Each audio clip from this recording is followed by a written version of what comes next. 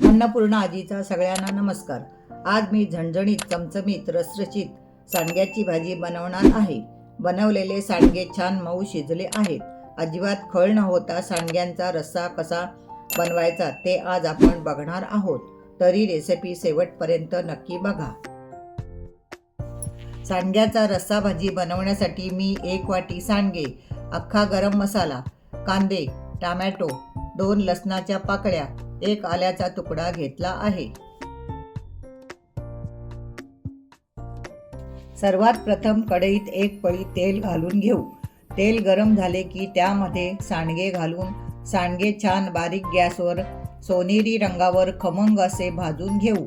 सांडगे छान खरपूस भाजून घेतले की भाजीची चव वाढते आणि सांडगे छान कुरकुरीत होतात। तसेच सांडग्यांचा भाजीमध्ये खळ सुद्धा होत नाही। 1 मिनिटातच सांडगे छान खरपूस भाजून झाले आहेत। सांडगे काढून झाले की त्याच कढईत 1 पळी तेल घालून घेऊ। तेल गरम झाले की त्यात अख्खा गरम मसाला घालून परतून घेऊया। लगेचच त्यात 2 लसणाच्या पाकळ्या, 1 आल्याचा तुकडा आणि कांदा घालून परतून घेऊया। मी इथे 2 छोटे कांदे उभे पातळ चिरून घेतले आहेत। कांदा परतून झाला की त्यामध्ये टोमॅटो घालून घेऊ। मी इथे 2 छोटे टोमॅटो बारीक कापून घेतले आहेत। टोमॅटोमुळे भाजीला छान आंबट गोड चव येईल। अर्धा मिनिट कढईवर झाकण ठेवून कांदा टोमॅटो सोनेरी रंगावर परतून घेऊ। कांदा टोमॅटो गार झाल्यावर मिक्सरमध्ये घालूया। तसेच त्यात 2 चमचे गाठी सेव घालून थोडे पाणी घालून बारीक वाटून घेऊया।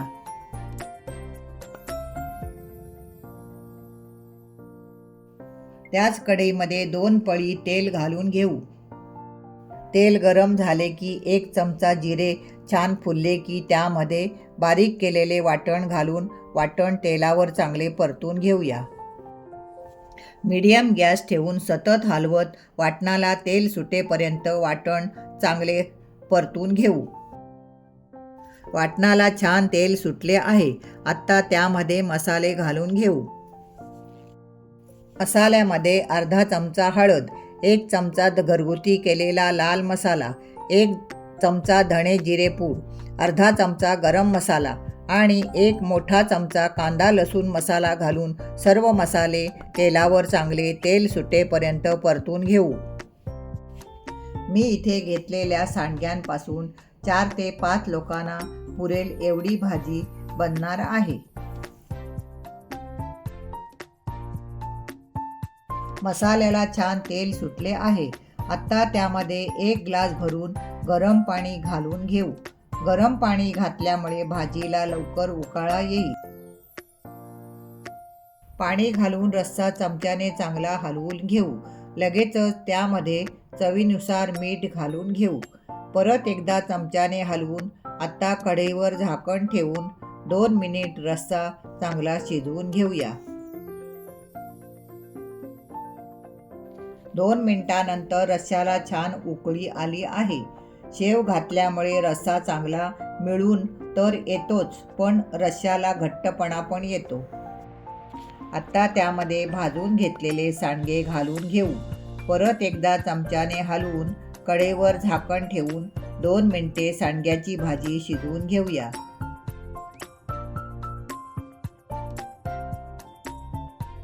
दोन मिनिटांनंतर कढईवरील झाकण काढून परत एकदा सांडग्यांना हलक्या हाताने चमच्याने हलवून घेऊया।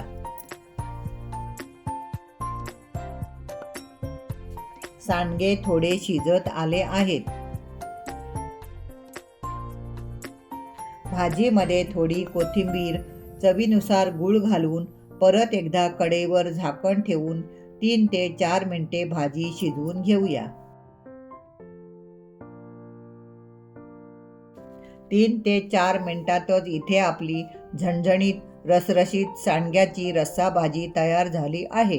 ही भाजी तुम्ही चपातीबरोबर, भाकरीबरोबर किंवा गरम भाताबरोबर खाऊ शकता।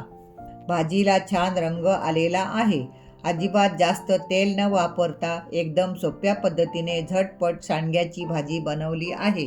घातलेल्या शेवेमुळे भाजी दाटसर झाली आहे.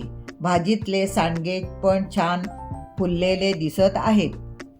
खोबरं किंवा शेंगदाण्याचा कूट न वापरता तुम्ही पण नक्की या पद्धतीने सांडग्याची रस्सा भाजी नक्की करून बघा. एकदम झटपट तयार होणारी झणझणीत चमचमीत सांडग्याची रस्सा भाजीची रेसिपी आवडली असेल तर नक्की व्हिडिओला लाईक करा, शेअर करा, कमेंट करा आणि अन्नपूर्णा आजी चॅनलला नक्की सबस्क्राईब करा.